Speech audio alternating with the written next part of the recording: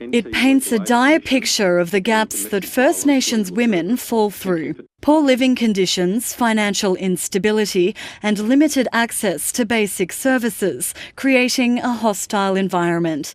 A Senate inquiry in Darwin heard of the 49 communities with legal services, only 19 have safe houses and only 2 have men's behaviour programs. The current system leads to a disjointed and fragmented response from all service providers, from police to legal services to support services, that lets these women down and places them at risk of further harm or death.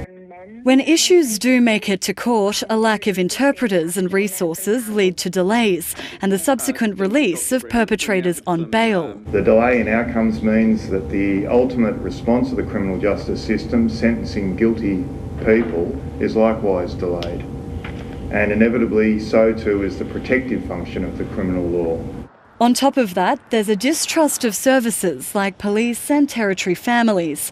NT Police were criticised for failing to take women's pleas for help seriously and for misidentifying victims as perpetrators. The person who is showing aggression or maybe even committed under the legislation offences against another person is the person actually need more protection.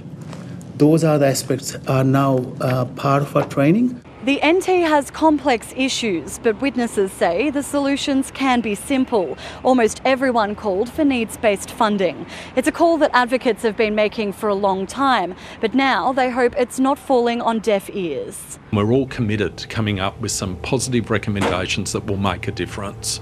And to the extent that we can do that across state boundaries, across party lines, I think that will help shine a bright light on this issue. But as the inquiry continues, the number of women murdered or missing continues to grow. Isabella Tolhurst, ABC News, Darwin.